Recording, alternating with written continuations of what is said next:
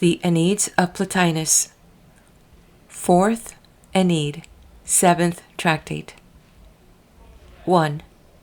Whether every human being is immortal, or we are wholly destroyed, or whether something of us passes over to dissolution and destruction, while something else, that which is the true man, endures forever, this question will be answered here for those willing to investigate our nature.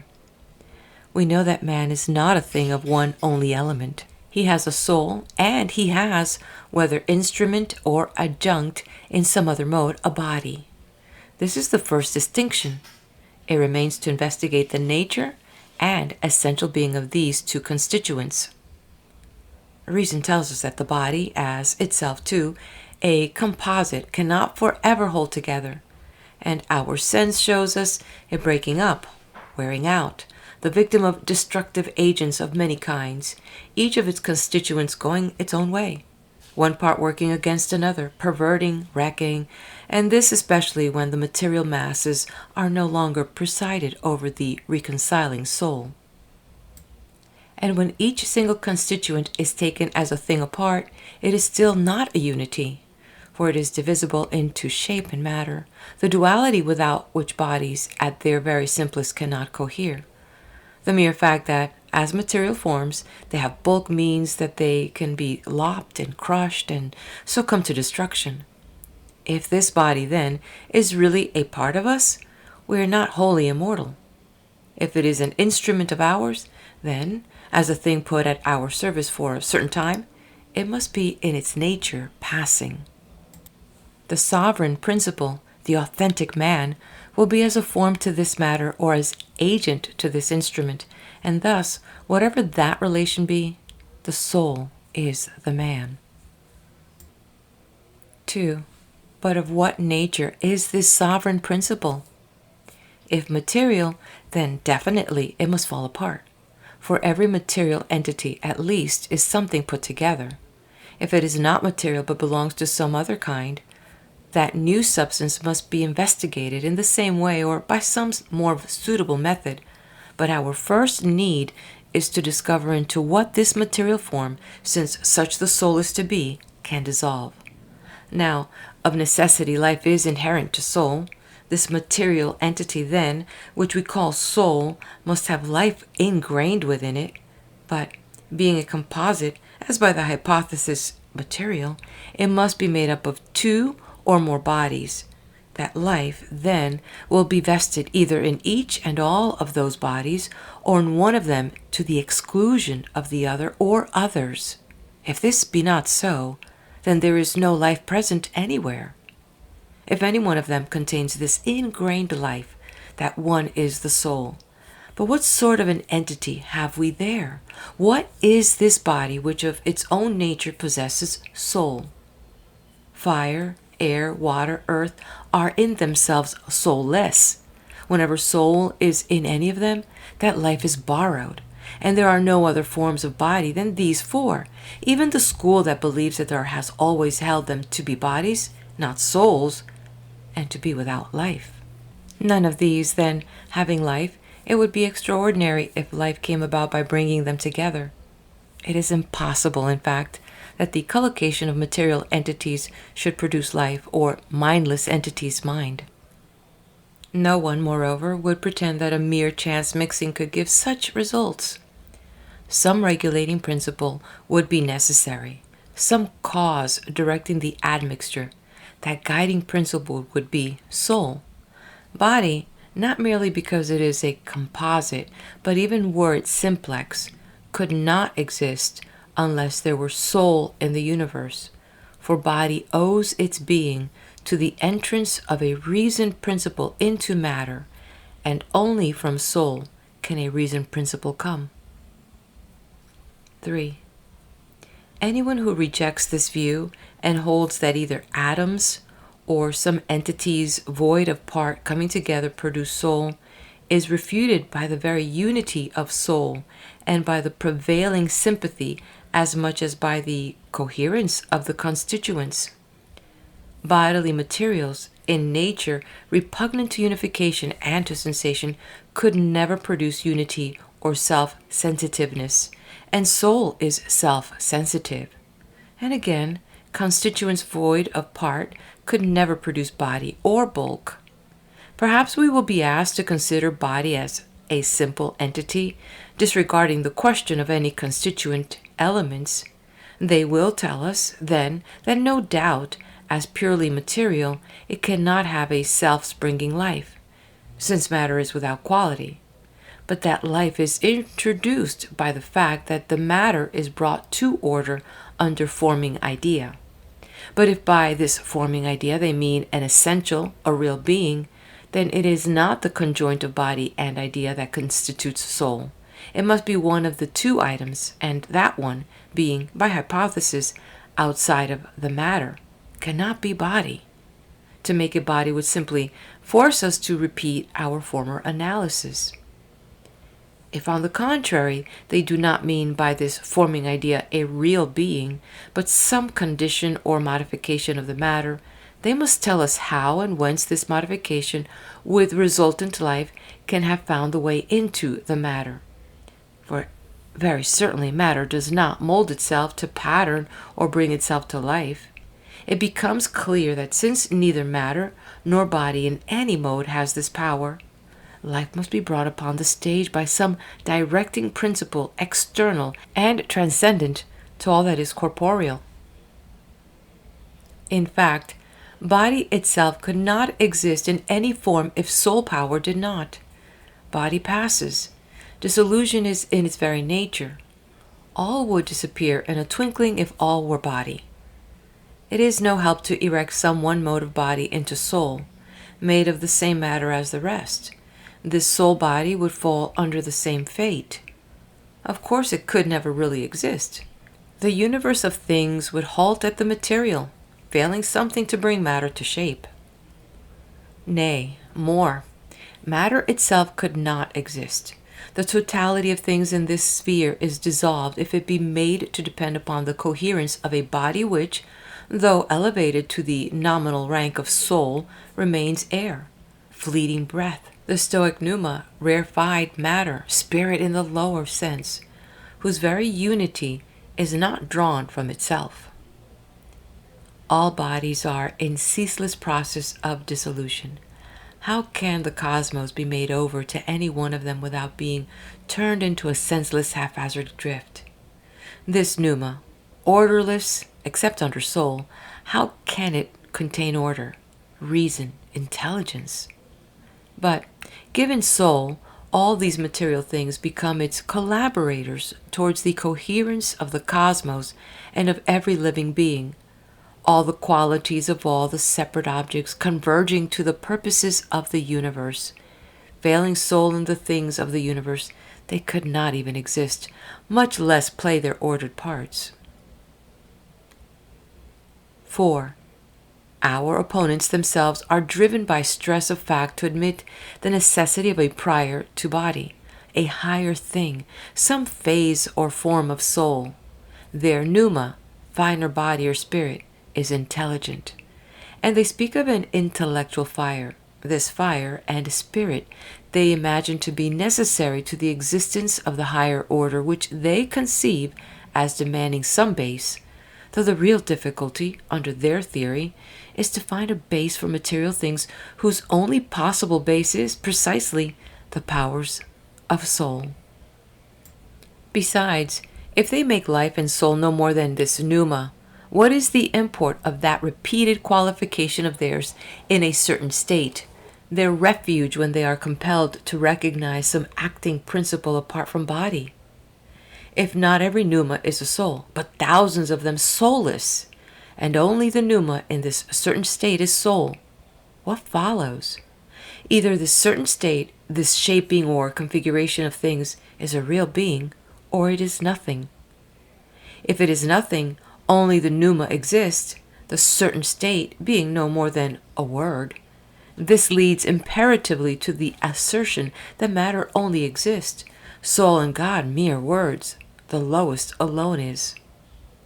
If, on the contrary, this configuration is really existent, something distinct from the underlie or matter, something residing in matter but itself immaterial as not constructed out of matter, then it must be a reason principle, incorporeal, a separate nature. There are other equally cogent proofs that the soul cannot be any form of body. Body is either warm or cold, hard or soft, liquid or solid, black or white, and so on through all the qualities by which one is different from another. And again, if a body is warm, it diffuses only warmth. If cold, it can only chill. If light, its presence tells against the total weight, which, if heavy, it increases. Black, it darkens. White, it lightens. Fire has not the property of chilling, or a cold body that of warming. Soul, on the contrary, operates diversely in different living beings, and has quite contrary effects in any one. Its productions contain the solid and the soft, the dense and the sparse, bright and dark, heavy and light. If it were material, its quality and the color it must have would produce one invariable effect and not the variety actually observed. 5. Again, there is movement. All bodily movement is uniform, failing an incorporeal soul. How account for diversity of movement? Predilections, reasons, they will say. That is all very well, but these already contain that variety and therefore cannot belong to body, which is one and simplex, and besides is not participant in reason. That is, not in the sense here meant, but only as it is influenced by some principle which confers upon it the qualities of, for instance, being warm or cold. Then there is growth under a time law and within a definite limit. How can this belong strictly to body?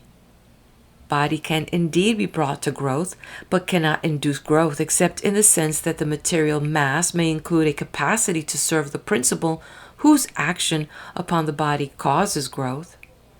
Supposing the soul to be at once a body and the cause of growth, then, if it is to keep pace with the substance it augments, it too must grow.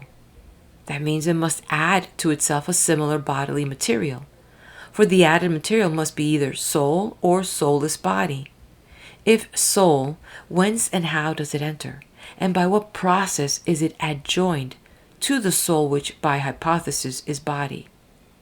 If soulless, how does such an addition become soul, falling into accord with its precedent, making one thing with it, sharing the stored impressions and notions of that initial soul instead, rather of remaining an alien, ignoring all the knowledge laid upon before? Would not such a soulless addition be subject to just such loss and gain of substance? In fact, to the non-identity, which marks the rest of our material mass? And if this were so, how explain our memories or our recognition of familiar things when we have no stably identical soul? Assume soul to be a body. Now, in the nature of body, characteristically divisible, no one of the parts can be identical with the entire being. Soul, then, is a thing of defined size, and if curtailed, must cease to be what it is.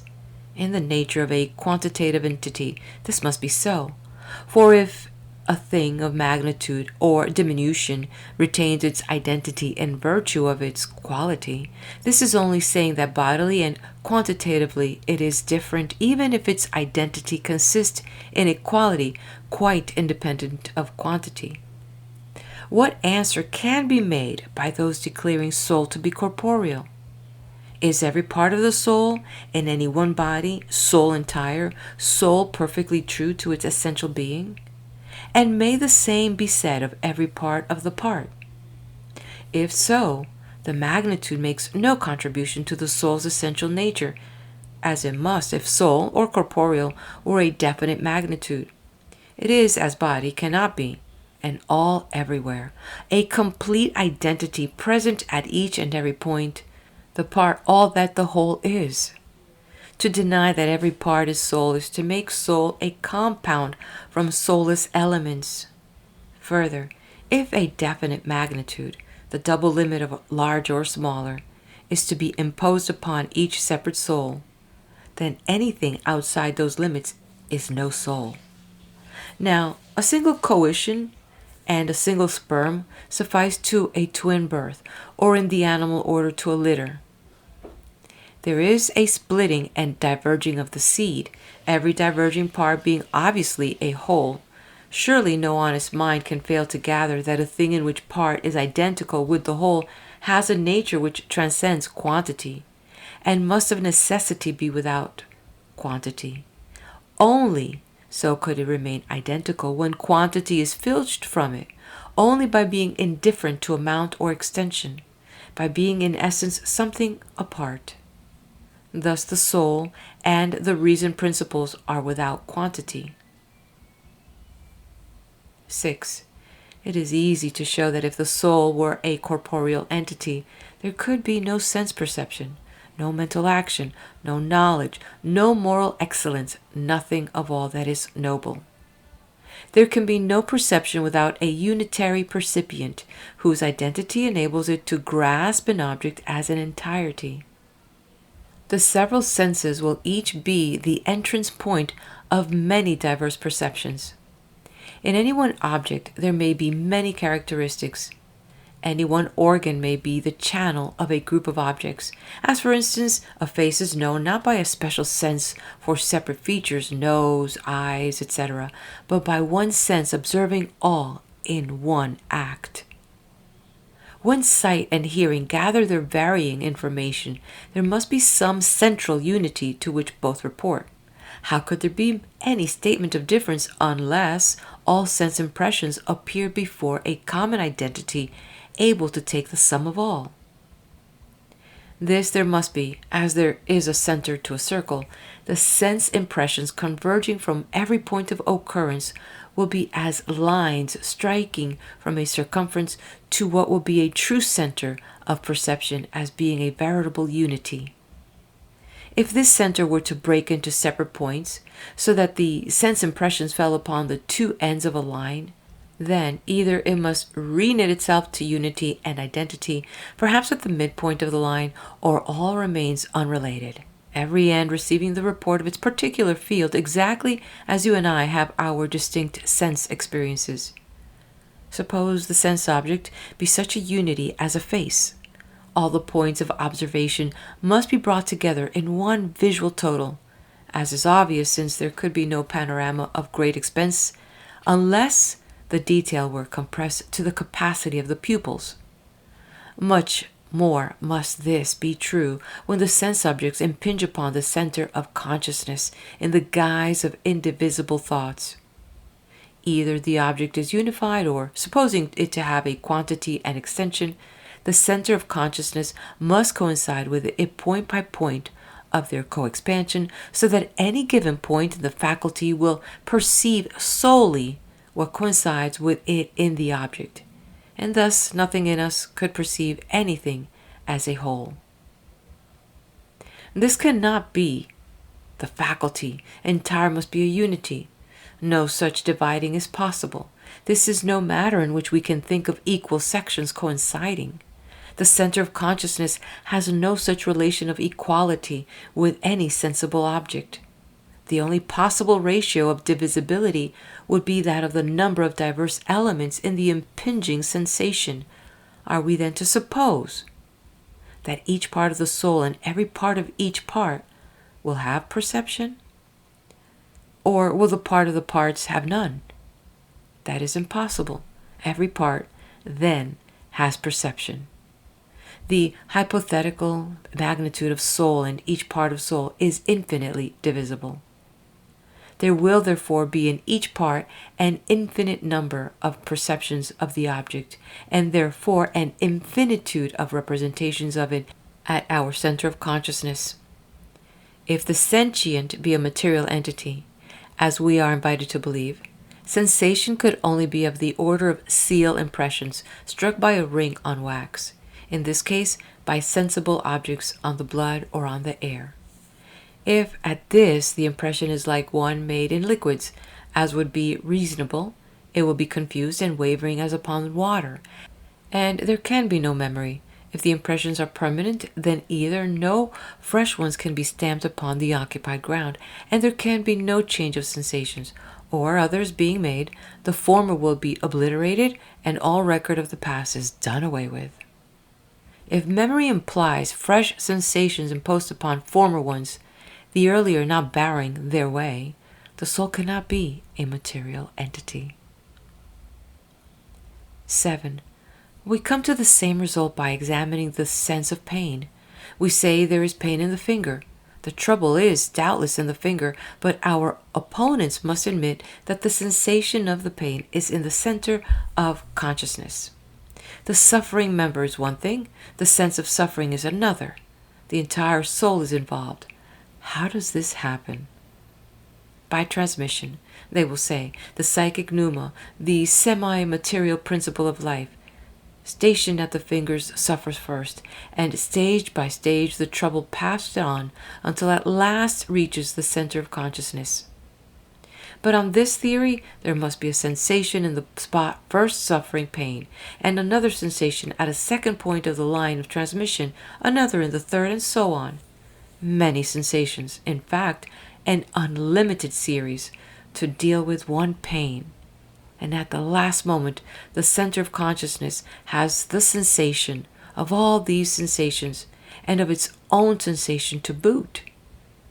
Or to be exact, these serial sensations will not be of the pain in the finger. The sensation next in succession to the suffering finger will be of pain at the joint. A third will tell of a pain still higher up.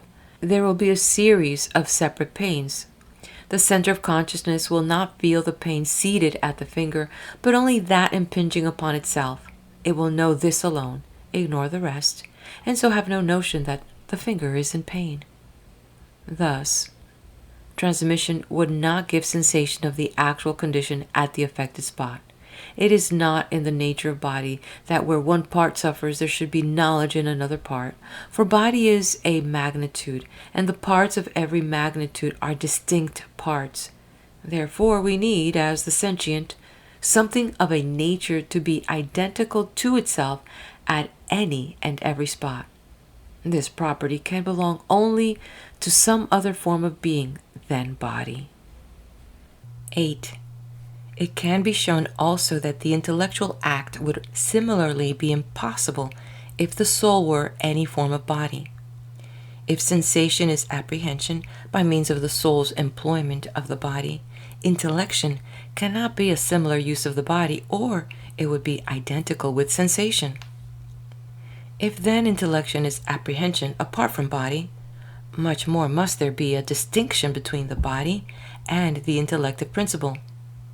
Sensation for objects of sense, intellection for the intellectual object.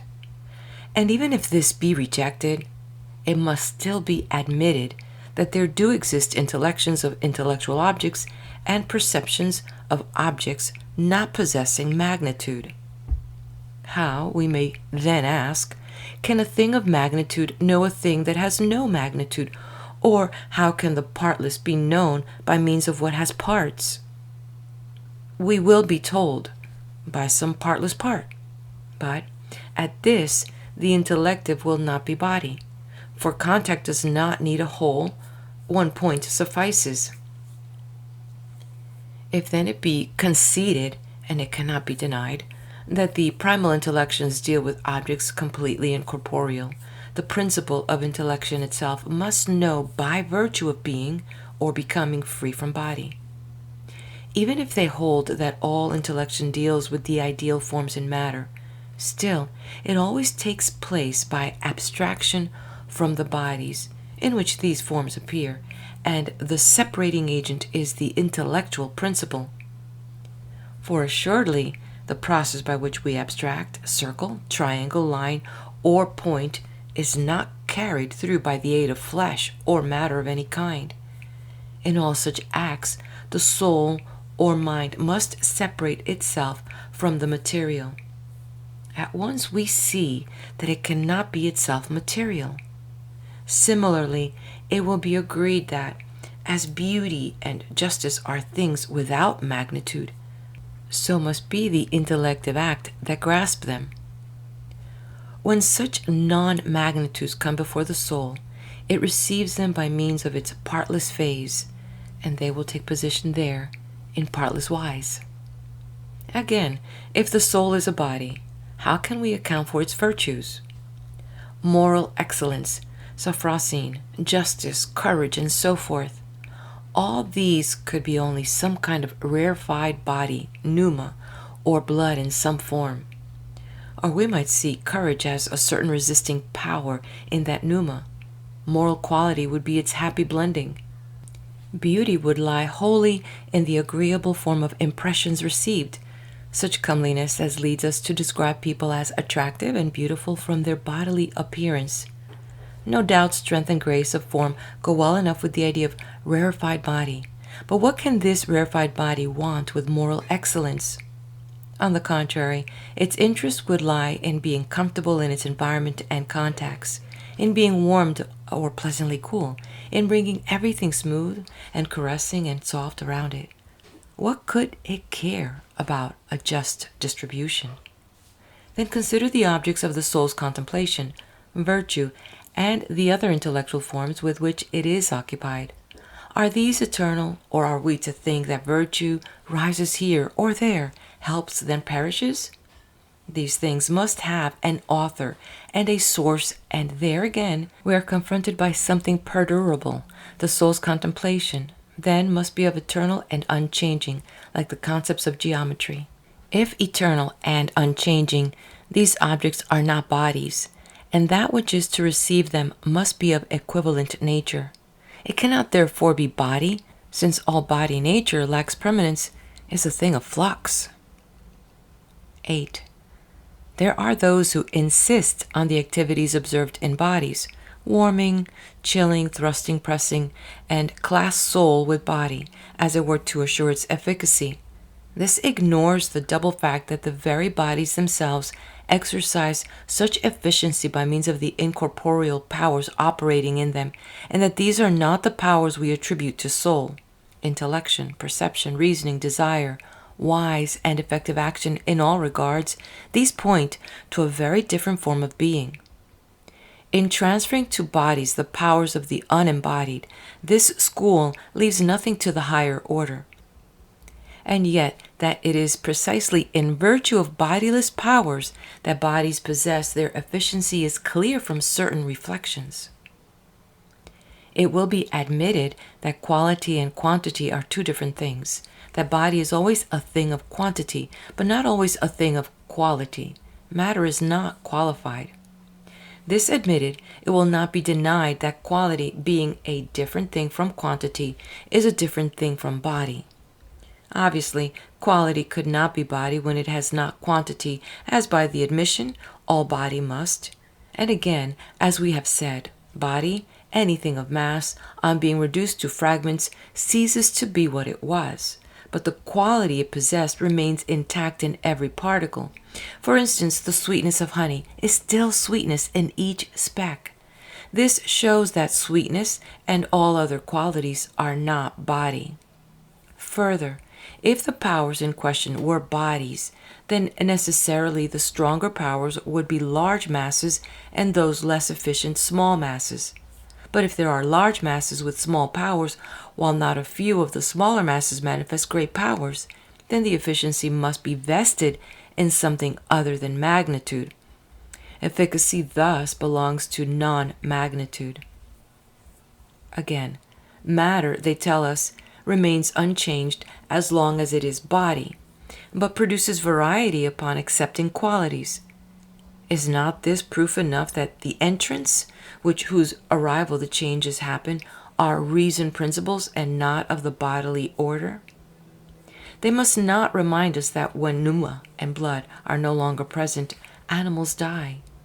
These are necessary, no doubt, to life, but so are many other things of which none could possibly be soul, and neither pneuma nor blood is present throughout the entire body, but soul is. If the soul is body and permeates the entire body mass, still even in this entire permeation, the blending must be in accord with what occurs in all cases of bodily admixing. Now, if in the admixing of bodies neither constituent can retain its efficacy, the soul too could no longer be effective within the bodies. It could but be latent. It will have lost that by which it is soul, just as in an admixture of sweet and bitter, the sweet disappears.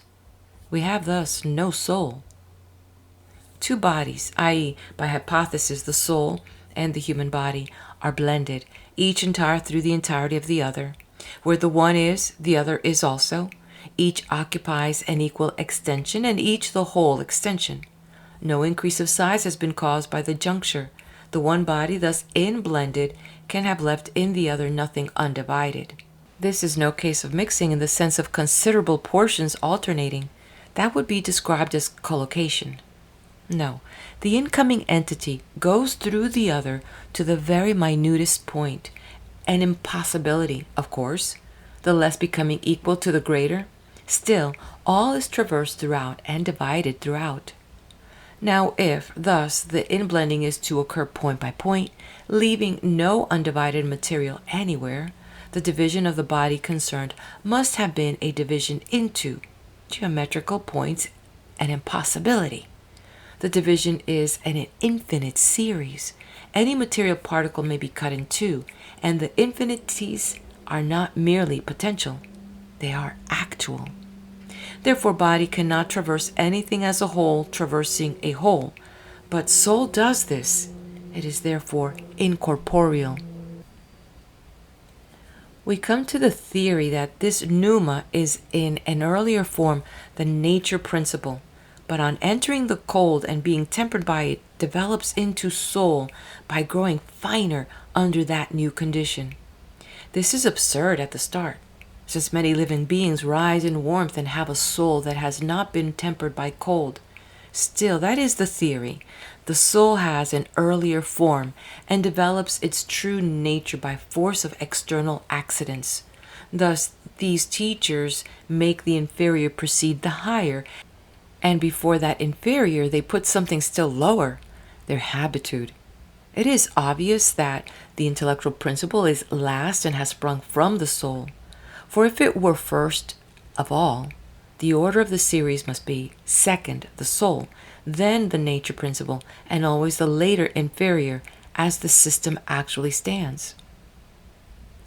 If they treat God as they do the intellectual principle as later engendered, and deriving intellection from without, soul and intellect in God may prove to have no existence. This would follow if a potentiality could not come to existence, or does not become actual, unless the corresponding actuality exists. And what could lead it onward if there were no separate being in previous actuality?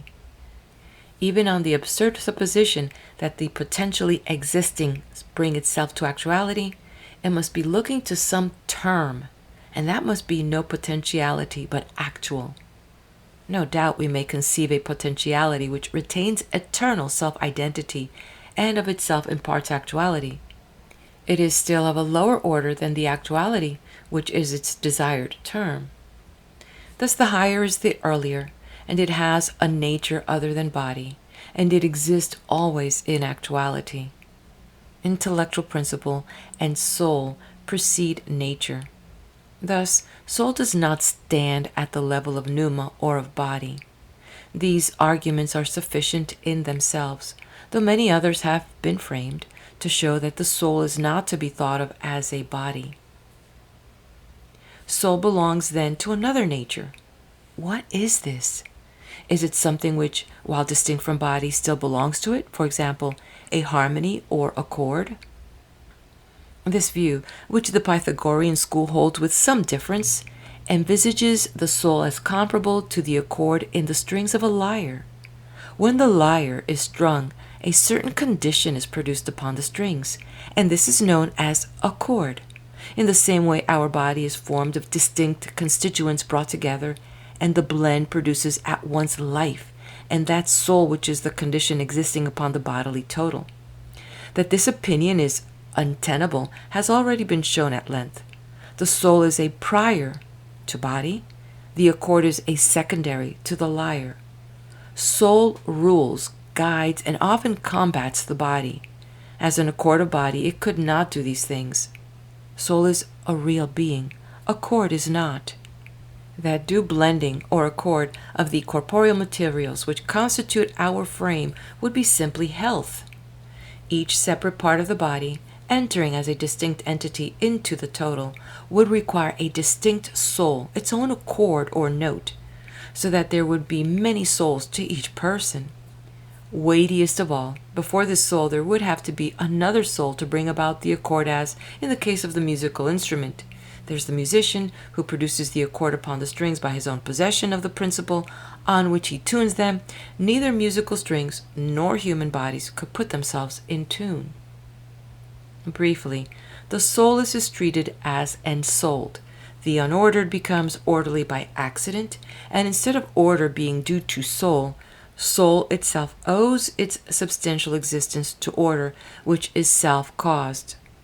Neither is the sphere of the partial, nor in that of wholes could this be true. The soul, therefore, is not a harmony or accord. We come to the doctrine of the entelechy and must inquire how it is applied to soul. It is thought that in the conjoint of body and soul, the soul holds the rank of form to the matter which here is the ensouled body, not then form to every example of body or to body as merely such, but to a natural organic body having the potentiality of life. Now, if the soul has been so injected as to be assimilated into the body as the design of a statue is worked into the bronze, it will follow that, upon any dividing of the body, the soul is divided with it, and if any part of the body is cut away, a fragment of soul must go with it. Since an entelechy must be inseparable from the being of which it is the accomplished actuality, the withdrawal of the soul in sleep cannot occur. In fact, sleep itself cannot occur. Moreover, if the soul is an entelechy, there is an end to the resistance offered by reason to the desires. The total of body and entelechy soul must have one uniform experience throughout, and be aware of no internal contradiction. Sense perception might occur, but intellection would be impossible. The very upholders of the entelechy are thus compelled to introduce another soul, the intellect, to which they ascribe immortality. The reasoning soul, then, must be an entelechy, if the word is to be used at all, in some other mode. Even the sense-perceiving soul, in its possession of the impressions of absent objects, must hold these without aid from the body, for otherwise the impression must be present in it like shape and images, and that would mean that it could not take in fresh impressions. The perceptive soul, then, cannot be described as this entelechy, inseparable from the body. Similarly, the desiring principle, dealing not only with food and drink, but with things quite apart from body, this also is no inseparable entelechy. There remains the vegetal principle, which might seem to suggest the possibility that, in this phase, the soul may be the inseparable entelechy of the doctrine, but it is not so. The principle of every growth lies at the root. In many plants, the new springing takes place at the root or just above it. It is clear that the life principle, the vegetal soul, has abandoned the upper portions to concentrate itself at that one spot. It was therefore not present in the whole as an inseparable entelechy. Again, before the plant's development, the life principle is situated in that small beginning. If thus it passes from large growth to small, and from the small to the entire growth, why should it not pass outside altogether? An entelechy is not a thing of parts. How then could it be present partwise in the partible body? An identical soul is now the soul of one living being, now of another. How could the soul of the first become the soul of the latter if soul were the entelechy of one particular being? Yet that this transference does occur is evident from the facts of animal metensomatosis. The substantial existence of the soul, then, does not depend upon serving as form to anything. It is an essence which does not come into being by finding a seat in body. It exists before it becomes also the soul of some particular, for example, a living being, whose body would by this doctrine be the author of its soul. What then is the soul's being? If it is neither body nor a state or experience of a body, but is act and creation. If it holds much and gives much, and is an existence outside of a body, of what order and character must it be? Clearly, it is what we describe as veritable essence.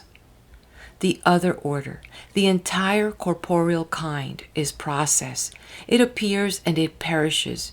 In reality, it never possesses being, but is merely protected, insofar as it has the capacity, by participating in what authentically is. 9. Over against that body stands the principle which is self-caused, which is all that neither enters into being nor passes away. The principle whose dissolution would mean the end of all things, never to be restored if once this had ceased to be. The sustaining principle of things, individually and of this cosmos, which owes its maintenance and its ordered system to the soul. This is the starting point of motion and becomes the leader and provider of motion to all else. It moves by its own quality, and every living material form owes life to this principle, which of itself lives a life that, being essentially innate, can never fail. Not all things can have a life merely at second hand. This would give an infinite series. There must be some nature which, having life primally, shall be of necessity indestructible, immortal as the source of life to all else that lives. This is the point at which all that is divine and blessed must be situated, living and having being of itself, possessing primal being and primal life, and in its own essence rejecting all change, neither coming to be nor passing away. Whence could such a being arise, or into what could it disappear? The very word, strictly used, means that the thing is perdurable. Similarly, white, the color, cannot be now white and now not white. If this white were a real being, it would be eternal as well as being white. The color is merely white, but whatsoever possesses being, indwelling by nature and primal, will possess also eternal duration. In such an entity, this primal and eternal being cannot be dead like some stone or plank. It must be alive, and that with a life unalloyed as long as it remains self-gathered. When the primal being blends with an inferior principle, it is hampered in its relation to the highest, but without suffering the loss of its own nature, since it can always recover its earlier state by turning its tendency back to its own. 10. That the soul is of the family of the divine or nature, the eternal, is clear from our demonstration that it is not material. Besides, it has neither shape or color, nor is it tangible. But there are other proofs. Assuming that the divine and the authentically existent possesses a life beneficent and wise, we take the next step and begin with working out the nature of our own soul. Let us consider a soul, not one that has appropriated the unreasoned desires and impulses of the bodily life, or any other such emotion and experience, but one that has cast all this aside, and as far as possible has no commerce with the bodily. Such a soul demonstrates that all evil is accretion, alien, and that in the purged soul the noble things are immanent, wisdom and all else that is good, as its native store. If this is the soul once it has returned to itself, how deny that it is of the nature we have identified with all the divine and eternal? Wisdom and authentic virtue are divine, and could not be found in the chattel mean and mortal. What possesses these must be divine by its very capacity of the divine, the token of kinship and of identical substance. Hence, too, any one of us that exhibits these qualities will differ but little as far as soul is concerned from the supernals. He will be less than they only to the extent in which the soul is, in him, associated with body. This is so true that, if every human being were at that stage, or if a great number lived by a soul of that degree, no one would be so incredulous as to doubt that the soul in man is immortal. It is because we see everywhere the spoiled souls of the great mass that it becomes difficult to recognize their divinity and immortality. To know the nature of a thing, we must observe it in its unalloyed state, since any addition obscures the reality. Clear, then look, or rather, let a man first purify himself and then observe. He will not doubt his immortality when he sees himself thus entered into the pure, the intellectual. For what he sees is an intellectual principle looking on nothing of sense, nothing of this mortality, but by its own eternity having intellection of the eternal. He will see all things in this intellectual substance, himself having become an intellectual cosmos, and all lightsome, illuminated by the truth streaming from the good, which radiates truth upon all that stands within that realm of the divine. Thus he will often feel the beauty of that word, farewell. I am to you an immortal God. For he has ascended to the supreme, and is all one strain to enter into likeness with it.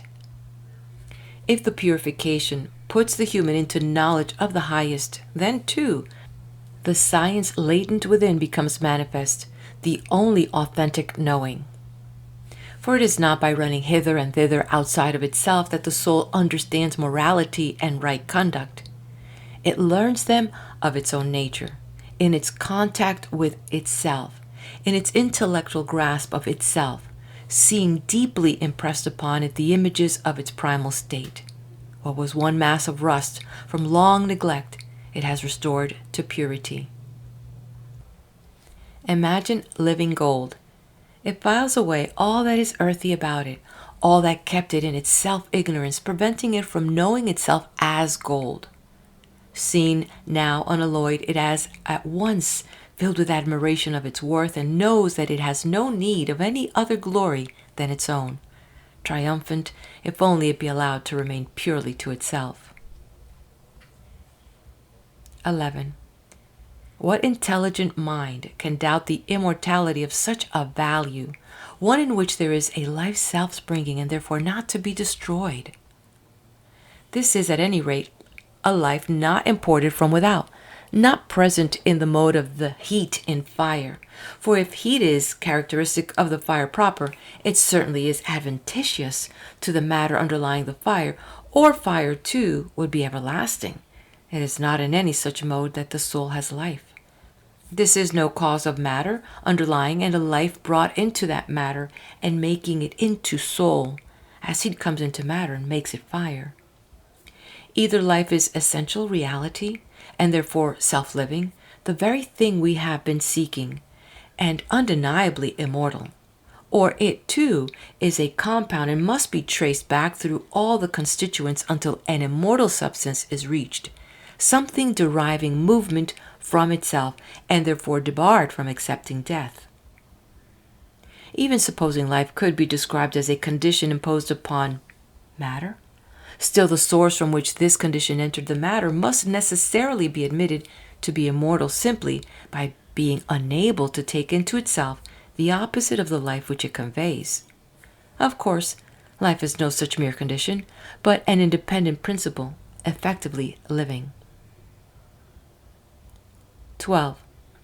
A further consideration is that if every soul is to be held dissoluble, the universe must long since have ceased to be. If it is pretended that one kind of soul, our own, for example, is mortal, and another, that of the all, let us suppose, is immortal, we demand to know the reason of the difference alleged. Each is a principle of motion, each is self-living, each touches the same sphere by the same tentacles, each has intellection of the celestial order and of the supercelestial, each is seeking to win to what has essential being, each is moving upwards to the primal source. Again, the soul's understanding of the absolute forms by means of the visions stored up in its effected within itself.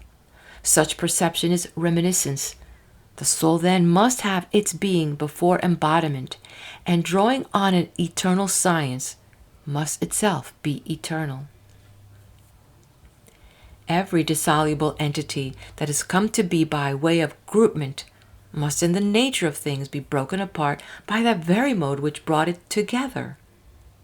But the soul is one and simplex, living not in the sense of potential reception of life, but by its own energy, and this can be no cause of dissolution.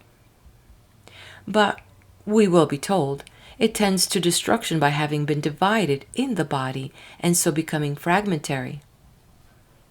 No, the soul, as we have shown, is not a mass, not a quantity. May not it change and so come to destruction? No. The change that destroys annuls the form but leaves the underlying substance, and that could not happen to anything except a compound. If it can be destroyed in no such ways, it is necessarily indestructible. 13.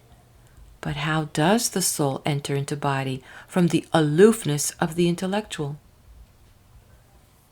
There is the intellectual principle, which remains among the intellectual beings, living the purely intellective life, and this, knowing no impulse or appetite, is for every stationary in that realm. But immediately following upon it, there is that which has acquired appetite, and by this accruement has already taken a great step toward it. It has the desire of elaborating order on the model of what it has seen in the intellectual principle. Pregnant by those beings, and in pain to the birth, it is eager to make, to create. In this new zest, it strains towards the realm of sense. Thus, while this primal soul, in union with the soul of the all, transcends the sphere administered, it is inevitably turned outward, and has added the universe to its concern. Yet in choosing to administer the partial and exiling itself to enter the place in which it finds its appropriate task, it still is not wholly and exclusively held by body. It is still in possession of the unembodied, and the intellectual principle in it remains immune.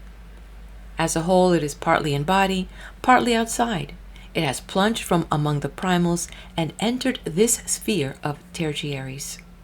The process has been an activity of the intellectual principle, which thus, while itself remaining in its identity, operates throughout the soul to flood the universe with beauty and penetrant order, immortal mind, eternal in its unfailing energy, acting through immortal soul. 14. As for the souls of other living beings, fallen to the degree of entering brute bodies, these too must be immortal. And if there is in the animal world any other phase of soul, it is only possible origin, since it is in the life-giver, is still that one principle of life. So too with the soul in the vegetal order. All have sprung from one source, all have life as their own, all are incorporeal, indivisible, all are real beings. If we are told that man's soul, being tripartite, must as a compound entity be dissolved, our answer shall be that pure souls upon their emancipation will put away all that has fastened to them at birth, all that increment which the others will long retain.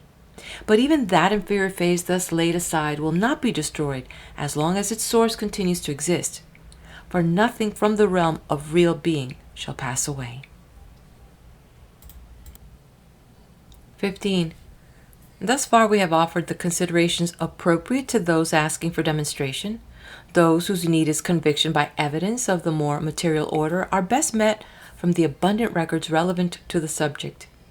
There are also the oracles of the gods, ordering the appeasing of wronged souls and the honoring of the dead as still sentient, a practice common to all mankind. And again, not a few souls, once among men, have continued to serve them after quitting the body, and by revelations, practically helpful, make clear as well that the other souls too have not ceased to be. The Enneads of Plotinus, Fourth Ennead.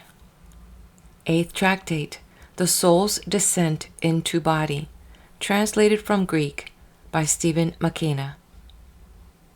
1.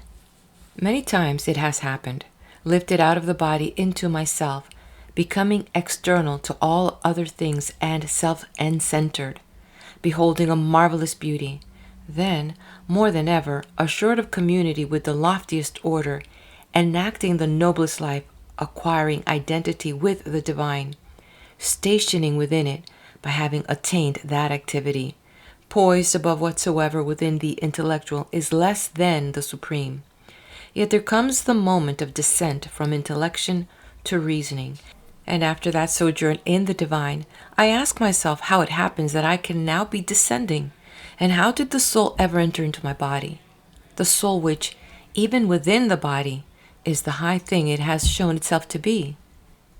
Heraclitus, who urges the examination of this matter, tells of compulsory alternation from contrary to contrary, speaks of ascent and descent, says that change reposes, and that it is weariness to keep toiling at the same things and to be always overcome by them.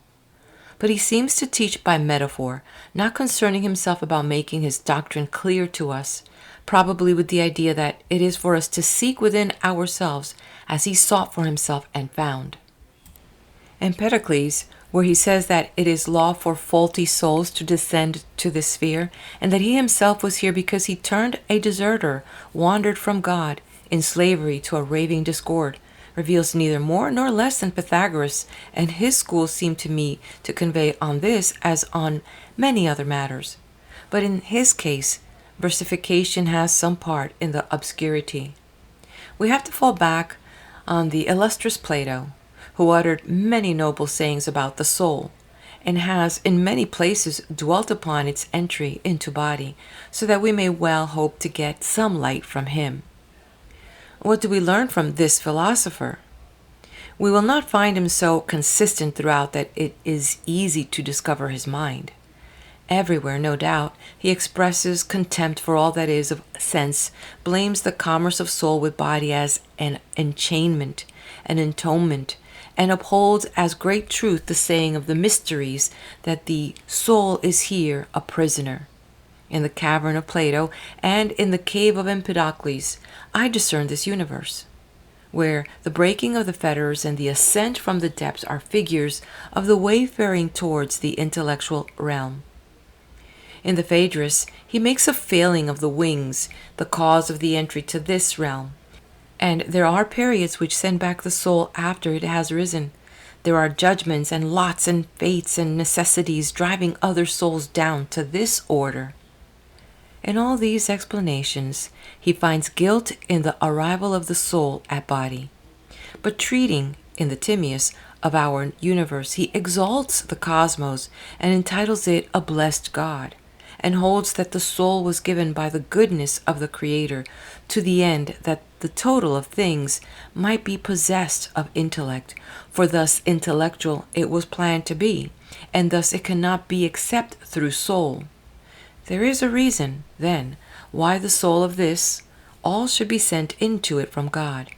In the same way the soul of each single one of us is sent, that the universe may be complete.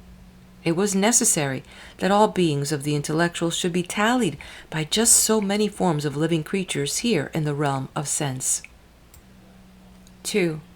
Inquiring, then, of Plato as to our own soul, we find ourselves forced to inquire into the nature of soul in general, to discover what there can be in its character to bring it into partnership with body, and again, what this cosmos must be in which, willing, unwilling, or in any way at all, soul has its activity.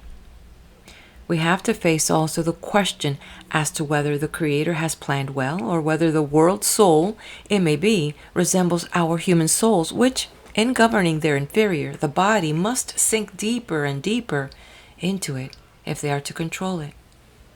No doubt, the individual body, though in all cases appropriately placed within the universe, is of itself in a state of dissolution, always on the way to its natural terminus, demanding much irksome forethought to save it from every kind of outside assailant, always gripped by need, requiring every help against constant difficulty.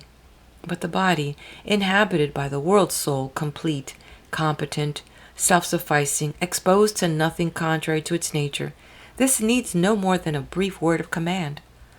while the governing soul is undeviatingly what its nature makes it wish to be, and amenable neither to loss nor to addition, knows neither desire nor distress. This is how we come to read that our soul, entering into association with that complete soul, and itself thus made perfect, walks the lofty ranges, administering the entire cosmos, and that as long as it does not succeed and is neither inbound to body nor held in any sort of servitude, so long it tranquilly bears its part in the governance of the all, exactly like the word soul itself. For in fact it suffers no hurt whatever by furnishing body with the power to existence, since not every form of care for the inferior need wrest the providing soul from its own sure standing in the highest. The soul's care for the universe takes two forms. There is the supervising of the entire system, brought to order by deedless command in a kingly presidence, and there is that over the individual, implying direct action, the hand to the task, one might say, in immediate contact. In the second kind of care, the agent absorbs much of the nature of its object. Now, in its comprehensive government of the heavenly system, the soul's method is that of an unbroken transcendence in its highest phases, with penetration by its lower power. At this, God can no longer be charged with lowering the old soul, which has not been deprived of its natural standing and from eternity possesses and will unchangeably possess that rank and habit which could never have been intruded upon it against the course of nature, but must be its characteristic quality, neither failing ever nor ever beginning. Where we read that the souls of stars stand to their bodily forms as the all soul to the body of the all, for these starry bodies are declared to be members of the soul's circuit, we are given to understand that the star souls also enjoy the blissful condition of transcendence and immunity that becomes them. And so, we might expect, commerce with the body is repudiated for two only reasons: as hindering the soul's intellective act and as filling it with pleasure, desire, pain. But neither of these misfortunes can befall a soul which has never deeply penetrated into the body, is not a slave but a sovereign, ruling a body of such an order as to have no need and no shortcoming, and therefore to give ground for neither desire nor fear. There is no reason why it should be expectant of evil with regard to such a body, nor is there any such preoccupied concern, bringing about a veritable descent, as to withdraw it from its noblest and most blessed vision. It remains always intent upon the Supreme, and its governance of this universe is effected by a power not calling upon act. 3. The human soul, next. Everywhere we hear of it as in bitter and miserable durance in body, a victim to troubles and desires and fears and all forms of evil, the body its prison or its tomb, the cosmos its cave or cavern. Now this does not clash with the first theory, of the impassivity of soul as in the all, for the descent of the human soul has not been due to the same causes as that of the all soul. All that is intellectual principle has its being, whole and all, in the place of intellection, what we call the intellectual cosmos, but there exist too the intellective powers included in its being, and the separate intelligence, for the intellectual principle is not merely one, it is one and many. In the same way there must be both many souls and one, the one being the source of the differing many, just as from one genus there arises various species, better and worse, some of the more intellectual order, others less effectively so. In the intellectual principle, a distinction is to be made. There is the intellectual principle itself, which, like some huge living organism, contains potentially all the other forms. And there are the forms thus potentially included now realized as individuals. We may think of it as a city which itself has soul and life, and includes also other forms of life. The living city is the more perfect and powerful, but those lesser forms, in spite of all, share in the one same living quality. Or another illustration, from fire, the universal, proceed both the great fire and the minor fires. yet all have the one common essence, that of fire, the universal, or more exactly, participate in that from which the essence of the universal fire proceeds. No doubt the task of the soul, in its more emphatically reasoning phase, is intellection. But it must have another as well, or it would be undistinguishable from the intellectual principle. To its quality of being intellective, it adds the quality by which it attains its particular manner of being. It ceases to be an intellectual principle, and has henceforth its own task, as everything must that exists among real beings. It looks towards its higher, and has intellection. Towards itself it conserves its peculiar being. Towards its lower, and orders, administers, governs. The total of things could not have remained stationary in the intellectual cosmos. Once there was the possibility of continuous variety of beings inferior, but as necessarily existent as their superiors. 4. So it is with the individual souls. The appetite for the divine intellect urges them to return to their source, but they have, too, a power apt to administration in this lower sphere. They may be compared to the light attached upwards to the sun, but not grudging its bounty to what lies beneath it. In the intellectual, then, they remain with the all-soul, and are immune from care and trouble. In the heavenly sphere, inseparable from the all-soul, they are administrators with it just as kings, associated with the supreme ruler and governing with him, do not descend from their kingly stations. The souls indeed are thus far in the one place, but there comes a stage at which they descend from the universal to become partial and self-centered. In a weary desire standing apart, they find their way, each to a place of its very own. This state, long maintained, the soul is a deserter from the totality. Its differentiation has severed it. Its vision is no longer set in the intellectual. It is a partial thing, isolated, weakened, full of care, intent upon the fragment, severed from the whole. It nestles in one form of being. For this it abandons all else, entering into and caring for only the one thing, for a thing buffeted about by a world full of things. Thus it has drifted away from the universal, and, by an actual presence, it administers the particular. It is caught into contact now, and tends to the outer, to which it has become present, and into whose inner depths it henceforth sinks far. With this comes what is known as the casting of the wings, the enchaining in body. The soul has lost the innocency of conducting the higher, which it knew when it stood with the all-soul, that earlier state to which all its interests would bid it hasten back. It has fallen. It is at the chain, debarred from expressing itself now through its intellectual phase. It operates through sense. It is a captive. This is the burial, the encavement of the soul. But in spite of all, it has forever something transcendent. By a conversion towards the intellective act, it is loosed from the shackles and soars, when only it makes its memories the starting point of a new vision of essential being. Souls that take this way have place in both spheres, living of necessity the life there and the life here by turns, the upper life reigning in those able to consort more continuously with the divine intellect, the lower dominant where character or circumstances are less favorable. All this is indicated by Plato without emphasis, where he distinguishes those of the second mixing bowl, describes them as parts, and goes on to say that, having in this way become partial, they must of necessity experience birth. Of course, where he speaks of God sowing them, he is to be understood as when he tells of God speaking and delivering orations. What is rooted in the nature of the all is figuratively treated as coming into being by generation and creation. Stage and sequence are transferred, for clarity of exposition, to things whose being and definite form are eternal. 5.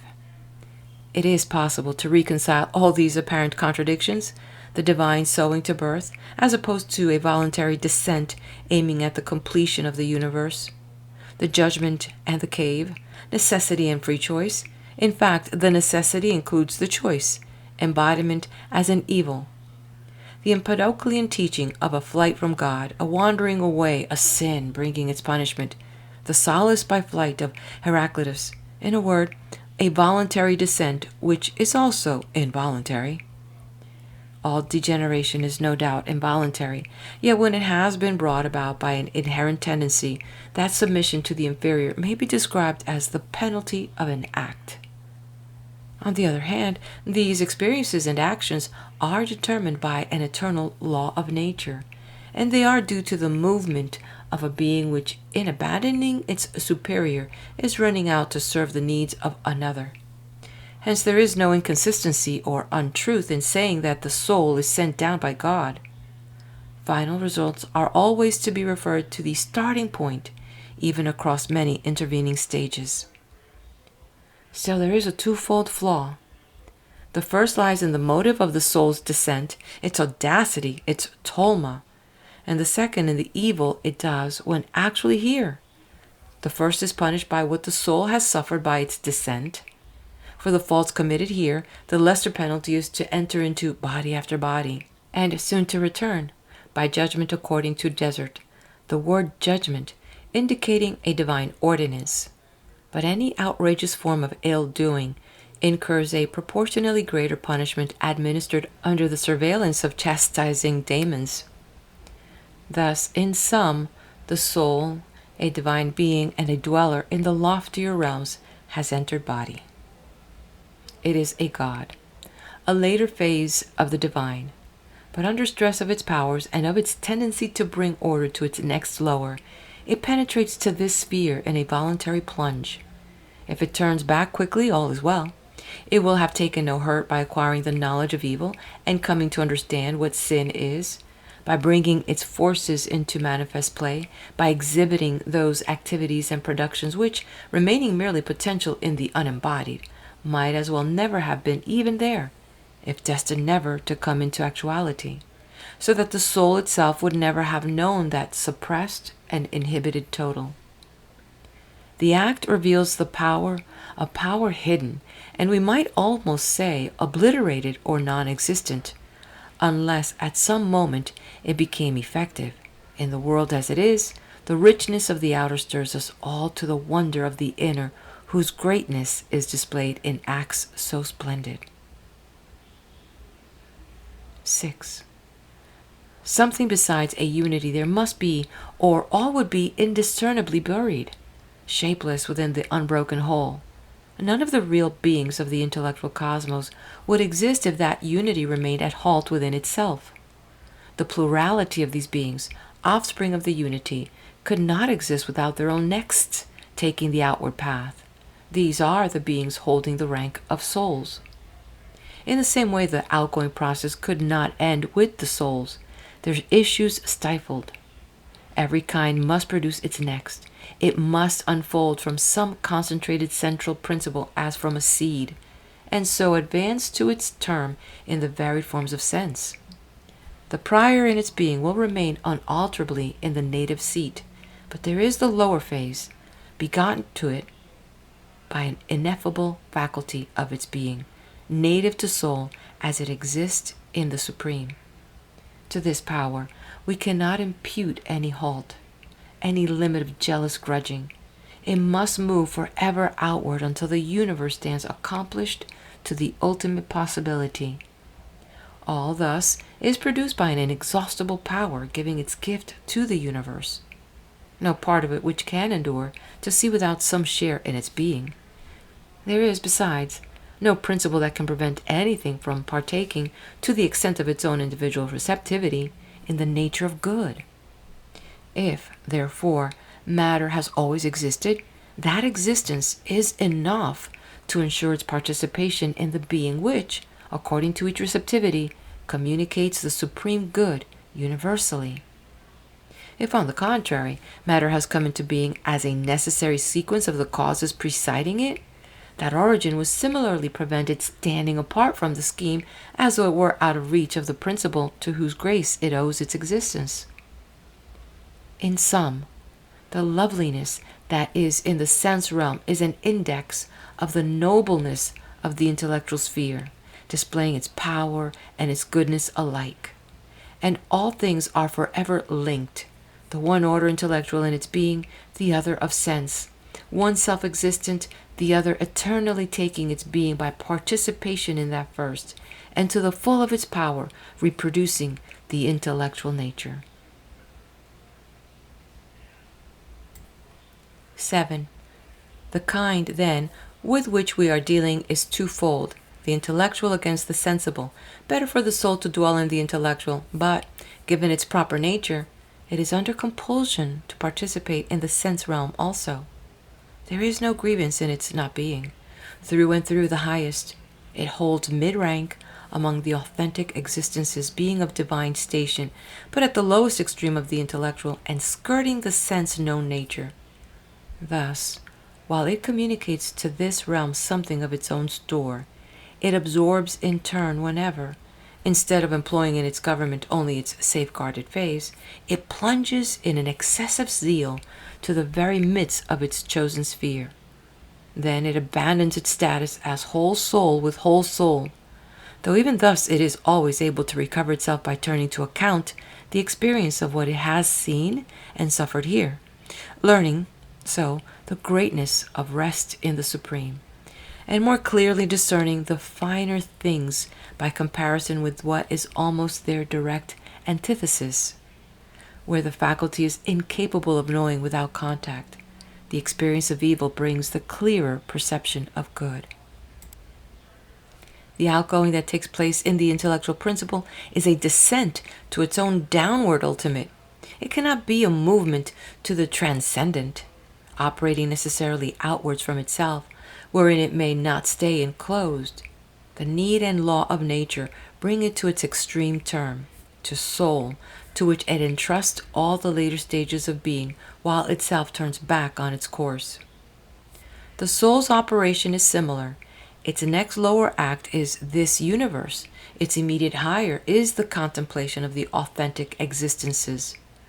To individual souls, such divine operation takes place only at one of their phases and by a temporal process, when from the lower in which they reside, they turn towards the noblest. But that soul, which we know as the old soul, has never entered the lower activity, but immune from evil, has the property of knowing its lower by inspection, while it still cleaves continuously to the beings above itself. Thus, its double task becomes possible. It takes hence, and since as soul it cannot escape touching this sphere, it gives hither. 8. And if it is desirable to venture the more definite statement of a personal conviction clashing with the general view, even our human soul has not sunk entire. Something of it is continuously in the intellectual realm, though if that part which is in this sphere of sense hold the mastery, or rather be mastered here and troubled, it keeps us blind to what the upper phase holds in contemplation. The object of the intellectual act comes within our ken only when it reaches downward to the level of sensation, for not all that occurs at any part of the soul is immediately known to us. A thing must, for that knowledge, be present to the total soul. Thus desire locked up within the desiring faculty remains unknown, except when we make it fully ours by the central faculty of perception, or by deliberate choice, or by both at once. Once more, every soul has something of the lower on the body side and something of the higher on the side of the intellectual principle. The soul of the all, as an entirety, governs the universe through that part of it which leans to the body side, but since it does not exercise a will based on calculation as we do, but proceeds by purely intellectual act as in the execution of an artistic conception, its ministrance is that of a laborless overpoising, only its lowest phase being active upon the universe it embellishes. The souls that have gone into division and become appropriated to something partial have also their transcendent phase, but are preoccupied by sensation, and in the mere fact of exercising perception, they take in much that clashes with their nature and brings distress and trouble, since the object of their concern is partial, deficient, exposed to many alien influences, filled with desires of its own, and taking its pleasure, the pleasure which is its lure. But there is always the other, the transcendent phase of soul, that which finds no savor in passing pleasure, but holds its own even way.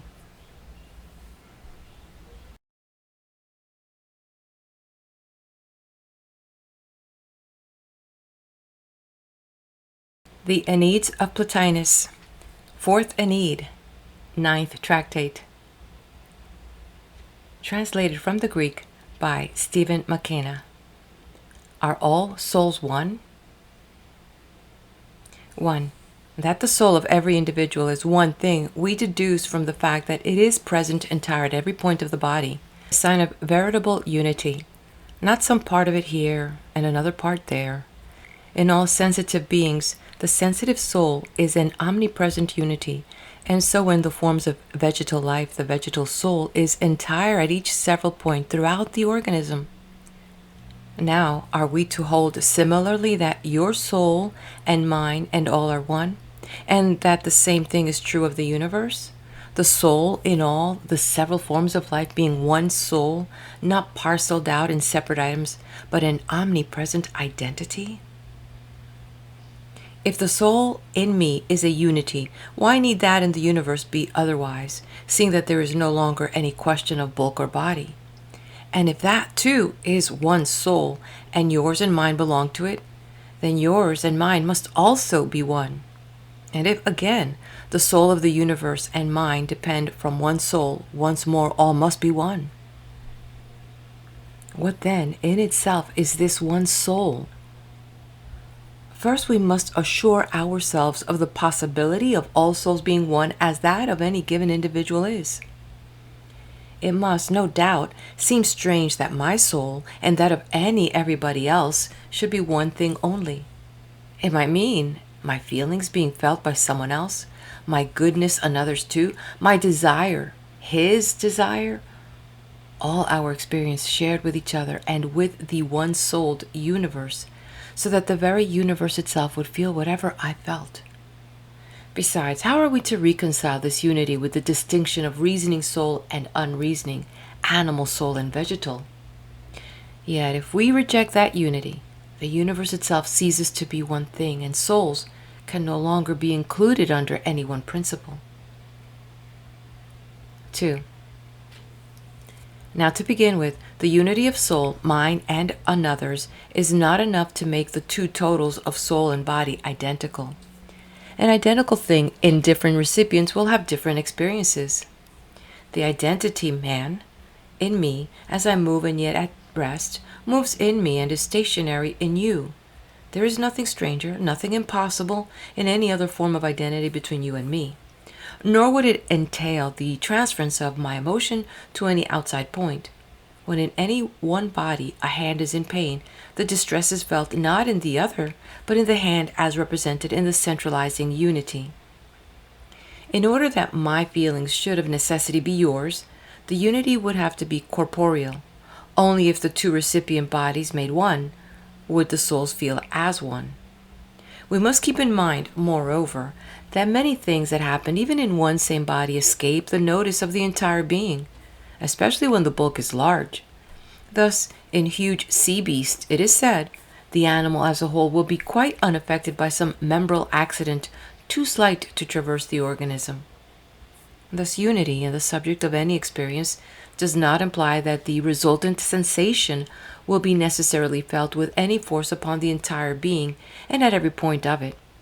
Some transmission of the experience may be expected, and is indeed undeniable, but a full impression on the sense there need not be. That one identical soul should be virtuous in me and vicious in someone else is not strange. It is only saying that an identical thing may be active here and inactive there. We are not asserting the unity of soul in the sense of a complete negation of multiplicity. Only of the supreme can that be affirmed.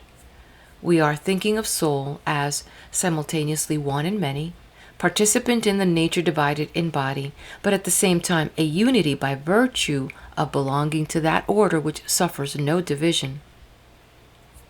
In myself, some experience occurring in a part of the body may take no effect upon the entire man, but anything occurring in the higher reaches would tell upon the partial.